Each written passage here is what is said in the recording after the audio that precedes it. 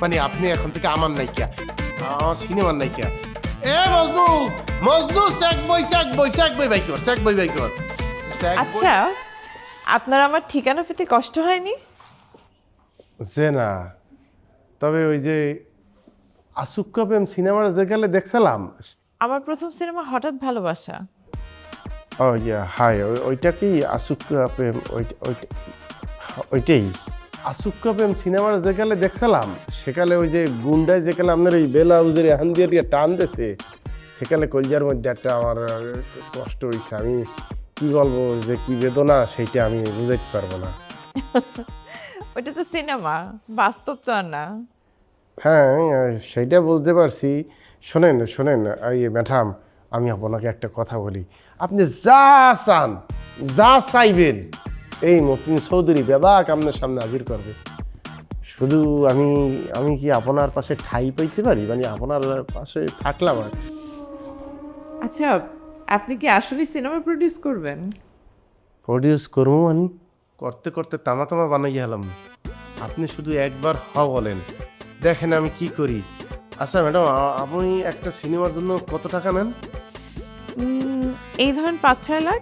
আমি 5টা লক করলাম, মানে 5টা ফিক্সড হয়েছে। আগামী 5টা সিনেমা শুধু আপনি আমারই করবেন। আমি এখন টাকা দিব খারার রূপে, মানে আপনি এখন থেকে আমার নায়িকা, আমার সিনেমার নায়িকা। এ মজনু, মজনু স্যাক বই বাই কর, স্যাক বই বাই কর, স্যাক বইটা বাইর কর, স্যাক বইটা বাইর কর।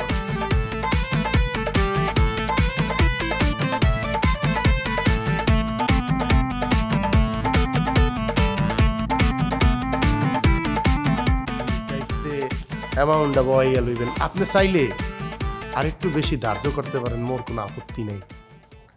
মোর আপত্তি এক জায়গায়, সেইটা পরে ভাঙ্গে বলবো নে। হ্যাঁ, এখন নয়, পরে। কি দেখ আরো না খা।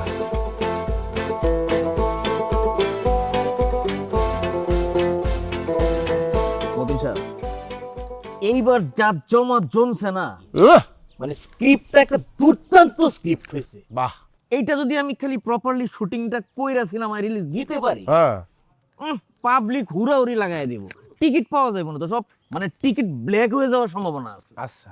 এটা আপনি যদি প্রডিউস করেন, তাহলে আমি আগামী মাস থেকে শুটিংটা শুরু করে দিব। হ্যাঁ, তা এই যে কুন্দরিয়া যে বেহুদা কথাটা কইলেন, হ্যাঁ, এই তো সময় নষ্ট। শুটিং শুরু করিয়া দেন, আজকে করবেন, টাকা এখন দেবো। শুধু আপনাকে ওই তাল্লুয়ার মধ্যে নায়িকার ব্যাপারটা একটু মাথায় রাখতে হইবে। আপনি একদম চিন্তা করেন না, নায়িকার সাথে সব কিছু আমার ফাইনাল করা আছে।